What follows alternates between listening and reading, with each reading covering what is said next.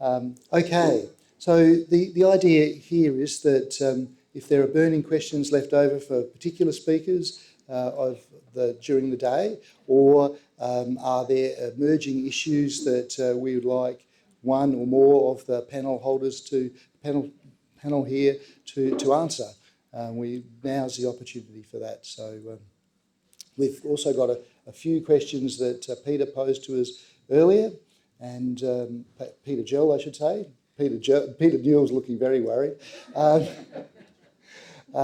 So yeah, but some questions from the floor to start with. Yep, okay, sorry. Yvonne, I've got to bring you this. You should all know my name after this. Just joining some dots through some of the conversations we've had today in the presentations, just thinking about, Brigitte, when I was listening to your presentation about the data collection, and it really also then linked with what you were talking about, Dylan, about the development of the youth aspect within Ramsar, and also that we have a BirdLife Australia here, that some of that citizen science youth-directed approach to engaging young people through the curriculum work as well. So having a cohesive curriculum that goes right across Australia. So it's sort of like seeing those networks that come together. So this is probably more, rather than a question, it's more the way that my brain has sort of ruminated on how those things can align together to develop a new way. Particularly, I know that the bird count is in October, but that doesn't necessarily align with some of the migratory patterns of the shorebirds that you're talking about in those areas that might not be covered very well by data. So I was just sort of thinking there's scope into the future for us to align some of the work that's done in each of those areas to maybe increase the youth involvement within Ramsar wetlands in general, but also having that resourcing coming up through your education system, and then using the increased interest in things like iNaturalist and other things to start providing this citizen science bird population data in areas that we might not have available to us.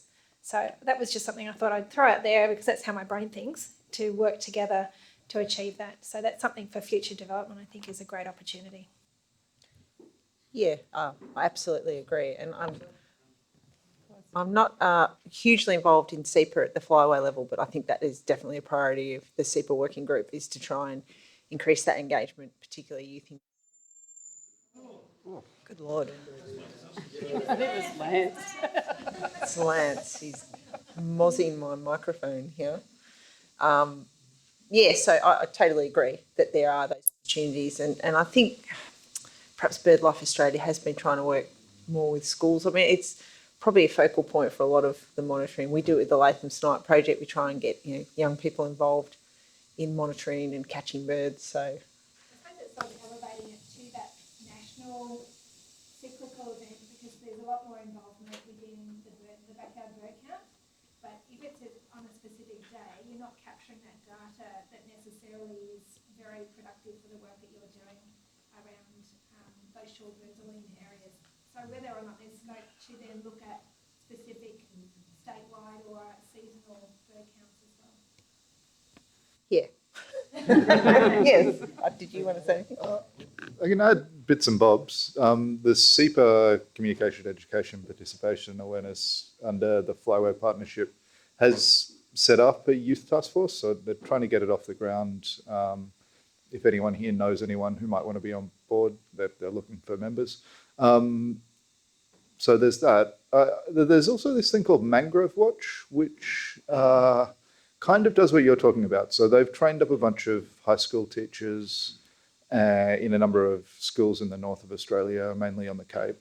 And those schools then take out students every year at a certain time to do mangrove surveys, and the kids love it because they're part of real science. The teachers really like it too.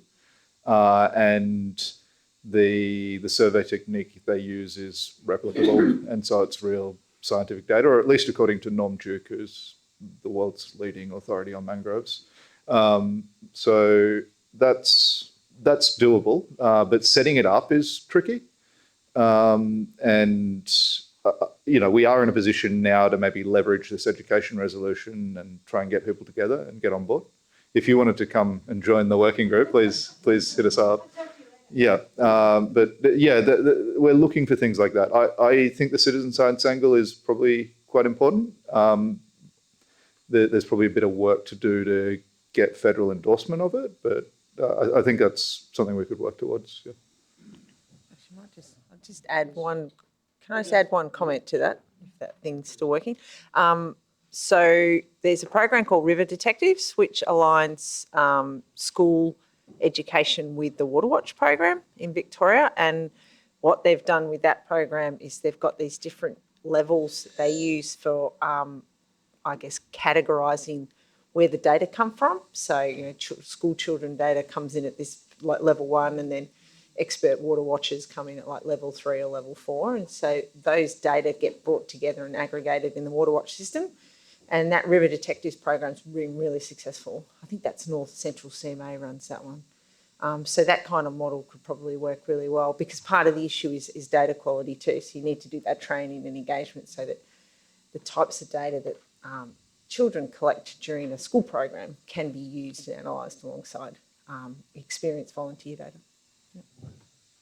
Can I just add that Swamps, Rivers and Ranges here in the northeast is setting up a wetland observation or wetland watch program through volunteers with a standard format to assess wetlands. We are just starting it. But one of the issues with inland, so the birds we expect around here, if you're just looking at the bird side, it's not that difficult to identify them. You get to the wading birds or the shore birds, there's a lot of issues around identification, so you need a lot more training, etc. Can I ask a question? Sure. Yeah, you can ask. Is this on? Yeah. I was thinking in relation to Kevin's issue with the Ramsar, non-Ramsar sites in Port Phillip Bay. A while ago, I got called to give some evidence for a Ramsar site in Tasmania where an adjacent landowner had dug a 6-foot deep trench to drain his land, and it was actually draining a lot of the swamp in the Ramsar site.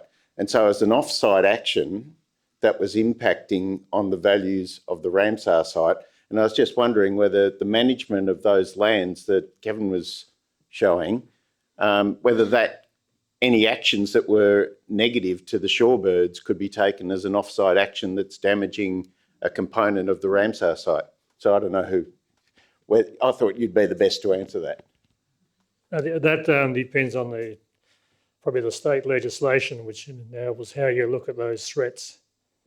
And if you've got a lot of nature reserve people do their management plans for them, they are not allowed, because of the legislation, at least in some states, to address the off-site issues. It's the on-site issues they have to address through their management plan. And the Murray-Darling Basin is a good example of that. The Ramsar sites in the 16, I think, in the basin, they can address the issues on their wetland, but they can't address the issues that are coming from off-site. It is now through the water plan, but it was only recent. Oh, so it's not EPBC related? I don't know how the trigger is, but I think Andrea said before, it's a self-nomination. You have to... Yeah, you have to put yourself forward. Yeah, so if you don't put yourself forward, you're not going to be told you can't do it, are you? No, but if they find out that you should have, then it's large fines and possible prison time. So... If I could just chime in there, the compliance people in our department are pursuing those kinds of breaches more now and in situations when they wouldn't have under the previous government, and are being encouraged to, when they get reports of breaches, to pursue them. So, yeah.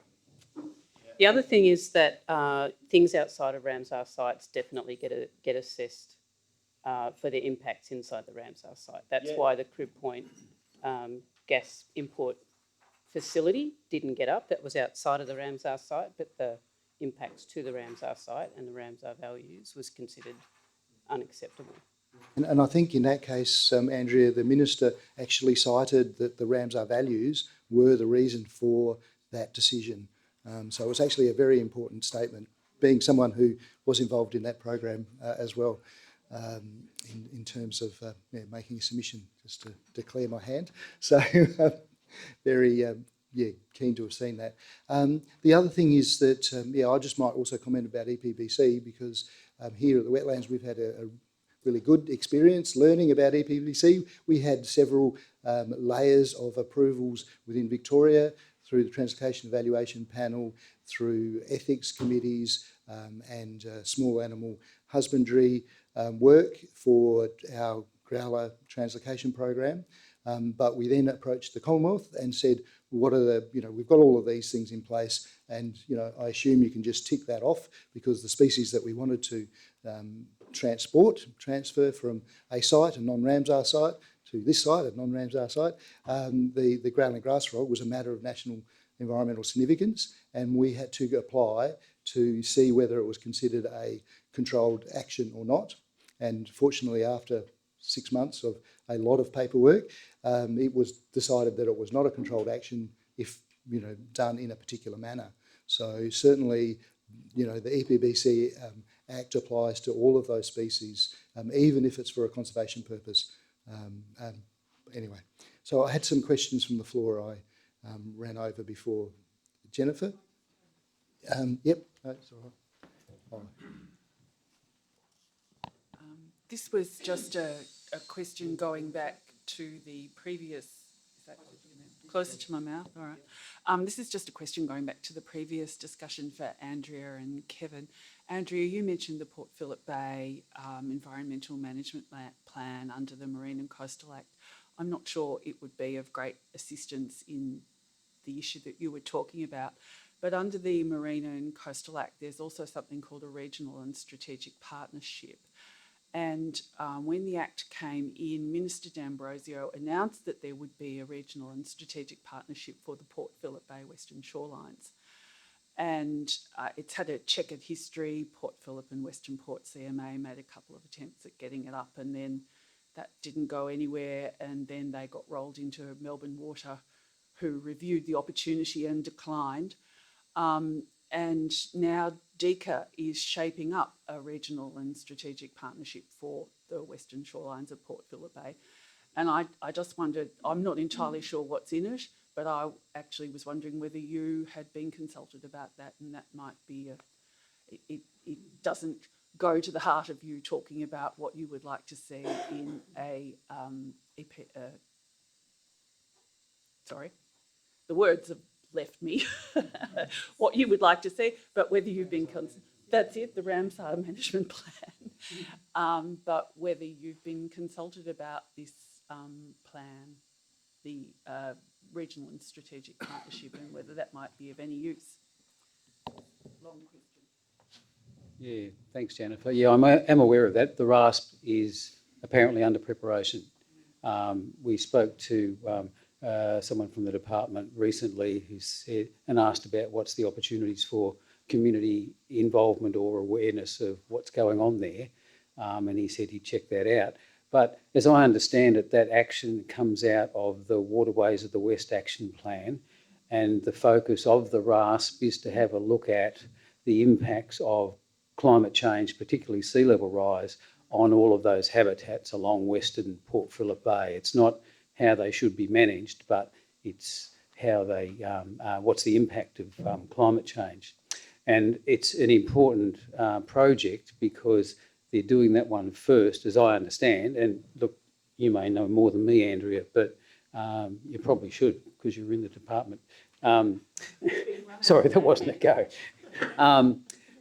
There's two actions of great interest to us in the Waterways of the West Action Plan.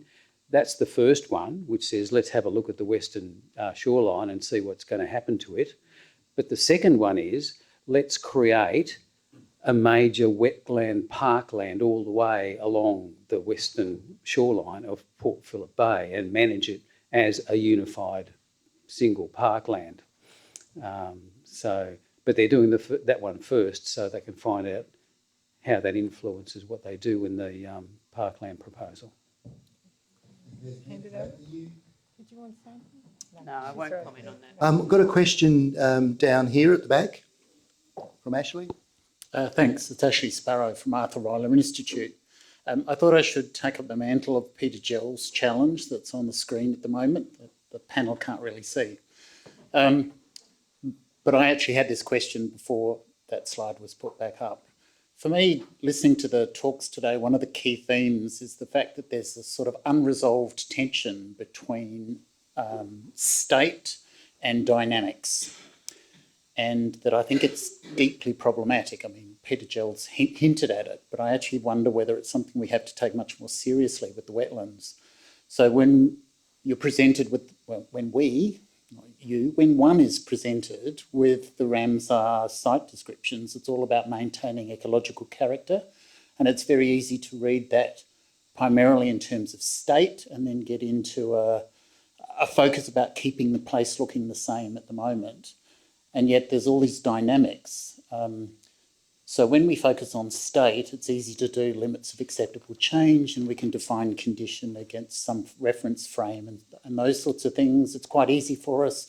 It's particularly easy in a perennial system, and I think the Tasmania example that the Peter Non-Gel showed is an example of that, where you can apply it pretty easily. And then Peter Non-Gel himself said, oh, well, this becomes more difficult when we get into ephemeral systems. And then several people commented that Ramsar is struggling with climate change at the moment and doesn't know what to do with that when it comes to maintaining ecological condition. And then the extreme example, of course, is Peter Gell's challenge, which is as soon as you go 200 years or beyond, we're looking at transitions in almost every wetland that we can imagine. And those transitions are almost inevitable. We have to anticipate them in the future. I have a previous chapter of my professional life was in arid zone rangelands ecology, and that discipline dealt with this. It took 40 years, but it dealt with it, and it transitioned from a view of a state-focused notion of rangelands condition to one which is very dynamic. And in general, the way it did it was to expand the size of what it considered the system was and what should be considered as part of condition. It stepped away from the species and it looked partly at functional groups, but it even stepped away from those and looked more at indicators of underlying process. So there was a lot of work in Australian rangelands ecology about soil surface condition and how that's an indicator of nutrient cycling and seed banks and all sorts of stuff. There was a whole pile of stuff around landscape function and the conservation of water and nutrients at the landscape scale. And I'm wondering whether wetland ecology, Ramsar as a specific example, needs to explicitly tackle that challenge head on, not sort of keep nudging around it, but tackle it head on. And I can tell you in the rangelands ecology space, that work eventually affected legislation. So the notion of monitoring and evaluation on what is acceptable change and what needs to be, if you like, punished or modified with respect to pastoral grazing, that now reflects a lot of that change in the theory and the way rangeland dynamics is conceptualised to get away from the state-based. I think there's a lesson. I'm not saying there's a direct analogue, but there's a lesson about the form of the challenge and the way that body of work was undertaken and how it then affected legislation that may be relevant for wetlands. And I'd be interested to see how people react to that as a challenge. Yes, you've got your challenge there. Who on the panel wants to take a chance at that?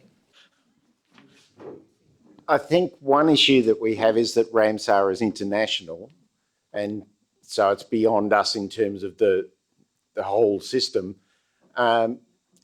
There's another one too that I think the basis of Ramsar, the very start, was about species. So I was looking after these wetlands for these species, whether it's to shoot them or not is another issue. But so it's got a species-based heart, even though it's gone out to sort of looking after wetland communities and so forth. So, but I think the seed needs to grow. So, Can I add to that? I just a slight correction to what Peter just said. Is that Ramsar, because I think it's important, and because there's some changes. But the convention started by waterbird people. There's no argument about that. That's where the interest came from. But they were using waterbirds as a surrogate for a lot of other things and values, not just other biodiversity. And because they had better data on waterbirds. But it was all written up that we've got this now, we'll have it in there now, and then we've got to move on to these other things. The convention then went through a cycle in 1987, so it was set up in 1971. In 1987, there was a decision taken by the parties to focus on Ramsar listing, not on the wise use, which is where all other values come in. And the parties have opposed bringing in non-biodiversity criteria for listing. So you still got there, and that's part of this international difference in opinions. But the opposition to those is not coming from poorer countries who haven't got the resources, etc., which is a real issue for many countries. It's coming from the Western countries who have a traditional Western conservation ethic, which is based on reserves, etc., and species. So, and that's where the base. So there's a big gap between the difference of this part of the international is that you've got to take into account everyone's views. And the way it works on most issues, any one country can hold up the process if they don't agree. So it takes a long time to get changed. But the other point you were talking about, the guidance for ecological character, which has been developed over 20 odd years, does take into account the evolutionary successional variability issues. But when that's been translated or transferred into having a sheet to describe the ecological character, that hasn't gone with it. So there's a gap in the whole process. The ecological realities are in there in the guidance to some extent. You can always improve them. But the actual documentation, which the countries control the process for that again, and they've tried to make it as simple as possible for some very obvious reasons that you don't want to have too arduous a process. But it's left out of all that variability, which then gets back to someone used the word static process earlier before. And that's what it's become because of those things just because of that gap, not taking a note into account. Their mechanisms are not taking into account their own guidance. So we've got to break that one open to get that more dynamic part working. And I agree that there should be, my personal opinion is ecological character is about more than biodiversity. The criteria is about biodiversity only. I think that needs to be cracked as well, which does raise some some very difficult issues, but if you don't talk about them, you won't solve them. Dylan?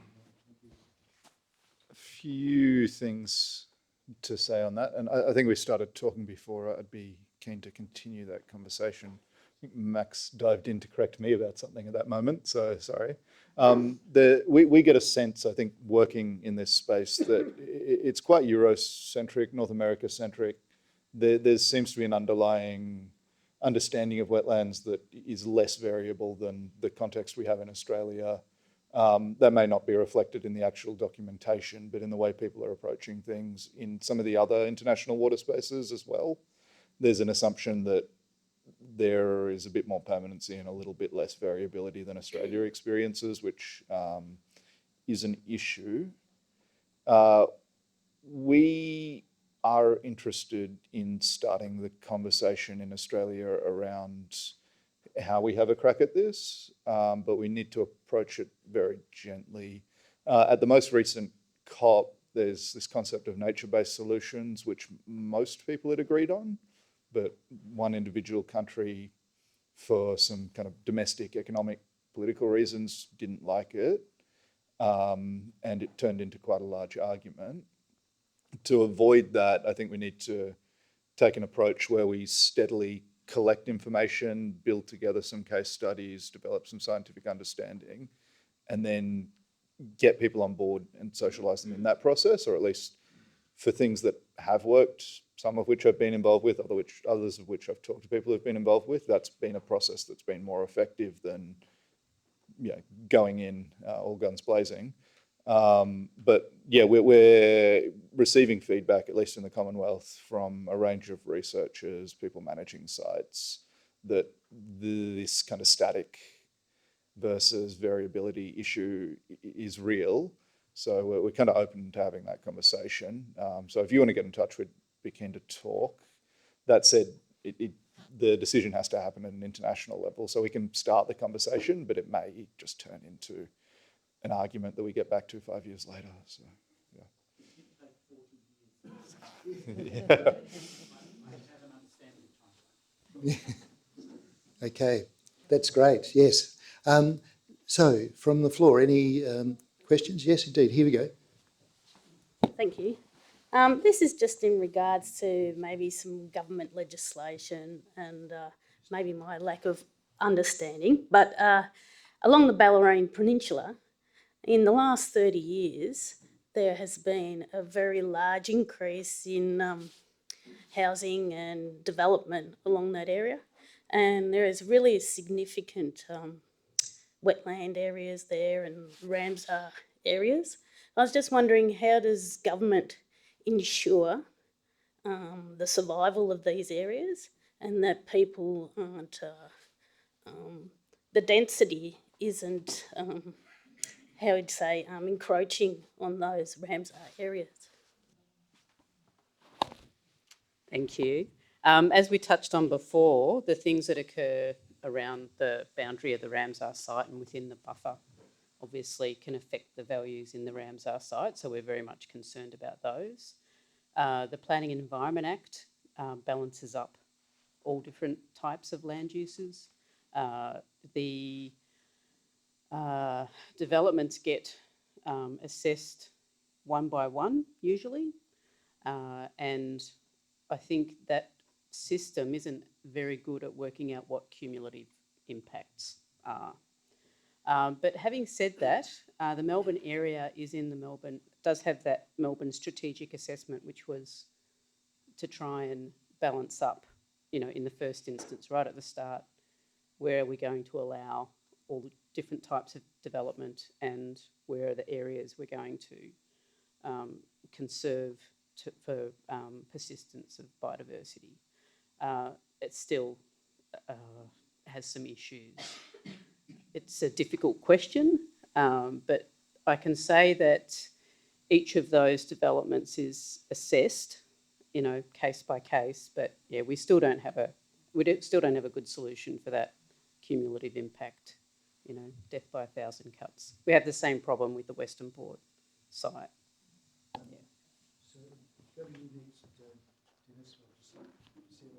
Maria? Yeah, Maria. Hi. A little bit of community activism goes a long way too. In the Piljalgarup system, we have huge impacts of inappropriate developments proposed. And I've seen on 2 occasions sustained community effort in terms of liaising with the local government and deputations and petitions that we've actually saved really key Samphire salt marsh areas around our estuary. Both fights were long, they were 10 years, but in the end successful. In fact, one local government responded to that community outcry by changing their planning scheme to remove a marina from acceptable development in that planning scheme. So, yeah, get engaged with your local communities and go along to your council meetings, because each of these housing developments needs to be passed by council, and if it doesn't, it goes to VCAT, and anyone can refer under the EPBC Act as well. Yep, that's very true. Can we pass the microphone to Dennis? Oh, so it's not on. Anyone can can nominate a community or a species under the FFG Act as well, or a threatening process for that matter. I might be able to cope without the microphone. Oh, sorry, okay. Sorry. I was really pleased to hear the question from up the back here, because I've been sitting here feeling slightly traumatised because we've heard about multiple pasts and an uncertain future. And we've got all these regulations, and Michelle's saying you need to know where you want to go. And in wetlands, we took the view that we didn't know what the past was pre-Europeans. So the photos we've got, we regard as pretty well irrelevant, but we didn't know what was before that. So we don't use the term restoration, we use the term renewal. We don't quite know what that means, but it's change of some sort. And then on top of all of that complexity, we have been very mindful of the fact that what we're planting today is for the future, and the future is climate change. So the species that might work at the moment based on the past are not necessarily the ones. Now, all of that said, listening to the conversation about the adequacy of Ramsar not being dynamic, which was my concern during the day, is Ramsar helpful or restrictive in terms of a place like Winton trying to go ahead to do a very serious level of restoration or renewal or recovery or whatever?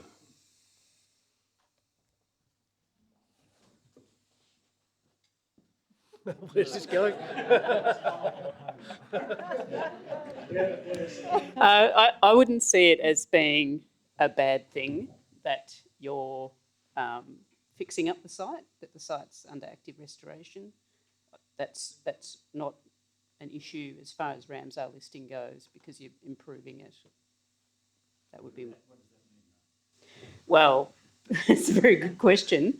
I guess you've got to look at it in the context of the Ramsar criteria and how you're going to define your critical components, processes and services under your ecological character.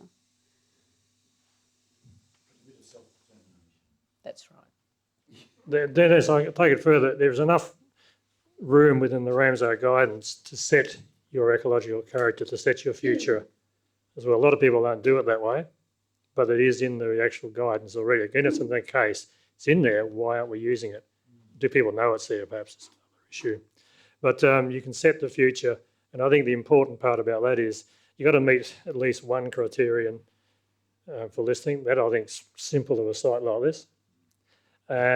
So you have that, then you've got to maintain the ecological character, not just the criteria, the ecological character, which is bigger than the criteria. Every wetland has an ecological character. Hang on, right running away now, hang on. Every wetland has character, not every wetland has international importance. So you got, but we have it in terms of the criteria here. So, but then you can set the future. I think the important thing is to decide through a community-based process to bring people on side what future you want, and then have your management plan or your management planning processes, whatever they're called, to actually get there, which is your renewal or your restoration. Doesn't really matter what it's occurred. If it's in your plan and it's maintaining the criteria and the character that you're aiming for, or getting to the character, you can do it under the current guidance, the international written guidance.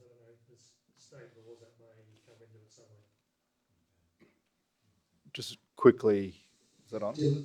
Just quickly, I don't think we'd push back against having a management plan that was designed to constantly improve the site. And I don't think most of the states would either. A lot of the sites that kind of have limiting lacks were listed a long time ago. And some of those sites, like the Coorong, right, are a lot more politicised, and there's other parties who are quite interested in what the lacks are set at. That can cause some of those issues too, and which makes people not want to touch it, and so that gets restrictive. Some of the Murray-Darling Basin sites, where some of the landholders are private owners as well, it can be difficult to want to touch it because there's all these other political things that come into play, and that can lead to those sites being restricted. But it's definitely not something people want across the board, especially when it would be, you know, improving habitat, improving the number of a threatened species that live there. Yeah.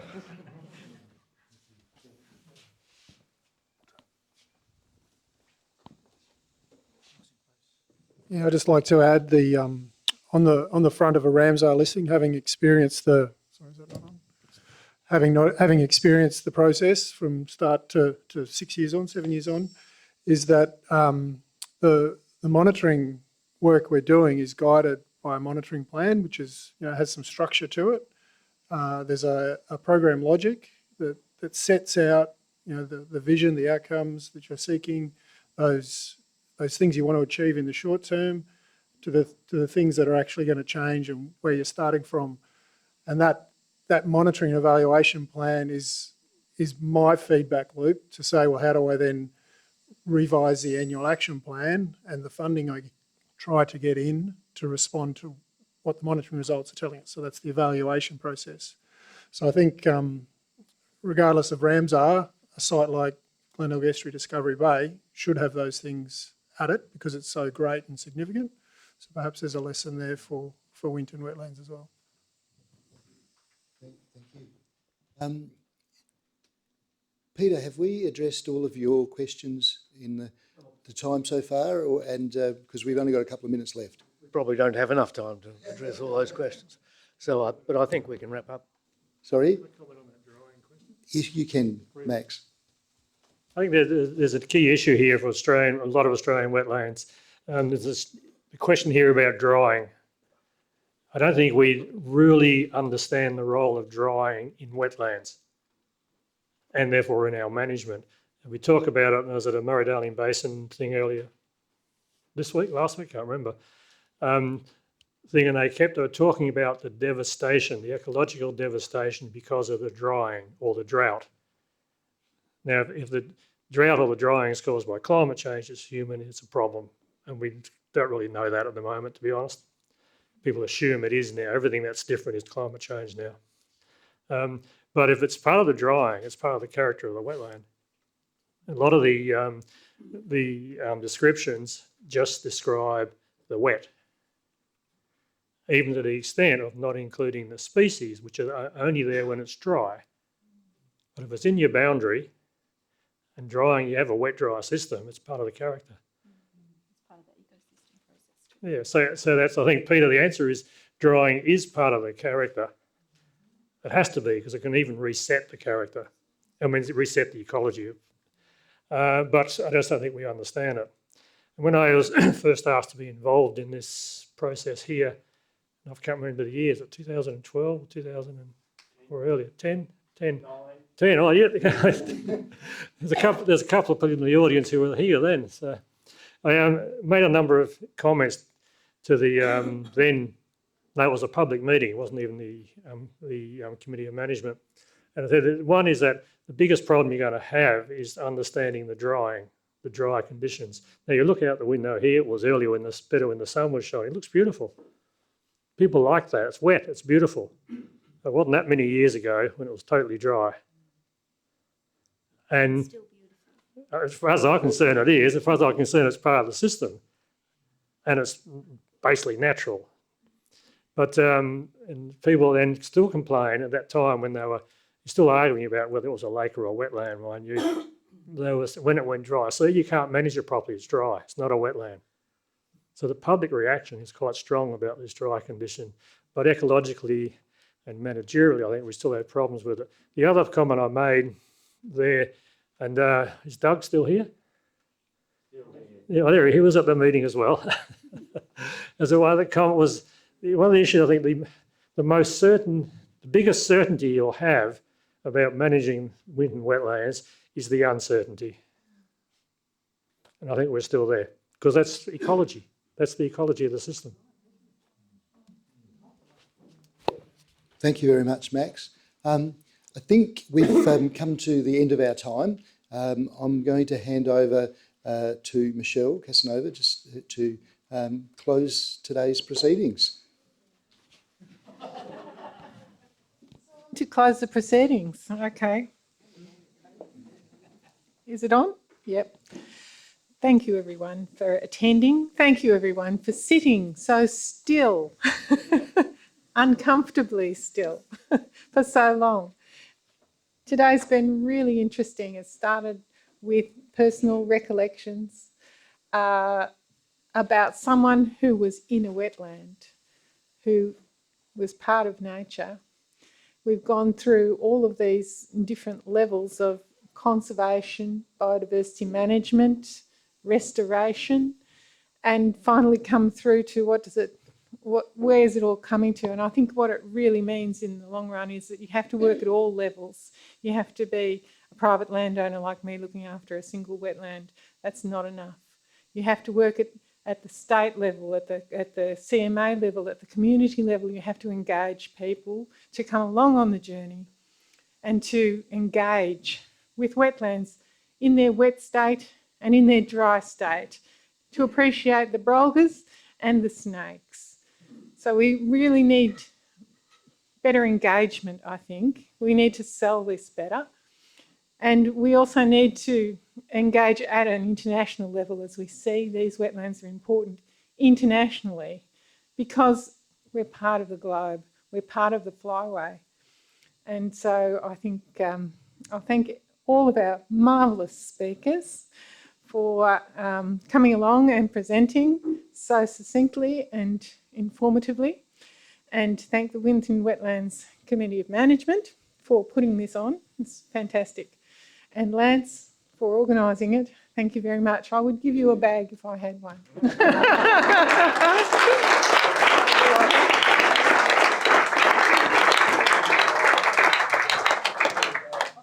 Thanks for that, Michelle, and thanks for the summing up. That was marvellous. Afternoon tea is actually served in the cafe. So because also the cafe need to clean this up to get ready for tomorrow. So we need to take our material out. Those people who want to walk over to the Growling Grass Frog Lab and breeding facility, you can have a coffee first, and then 5 or 10 minutes for your coffee, and then meet Sarah at the corner, the door heading out that way. We'll take you over and have a look. Thanks very much for everybody. Bye.